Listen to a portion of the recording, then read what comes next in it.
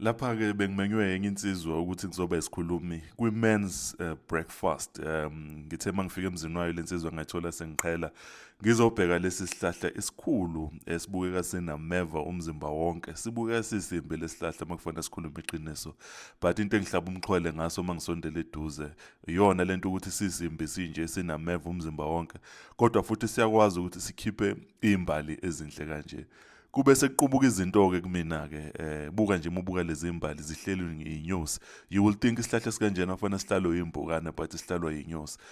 Ngizokhuluma nje nomuntu oyedwa la mfethu. Impilo yakho ibe yimbi emphakathini abantu bakusho konke abekufanele bakusho ngenxa yendlela obuyiphethe ngayo. But uNkulunkulu engimaziyo-ke mina mfethu esengihambile naye. Uyakwazi ukuthatha impilo yomuntu enjengalesihlahla ayenze ikhiqize imbali baze bababaze abantu. God is able to do it. God is love.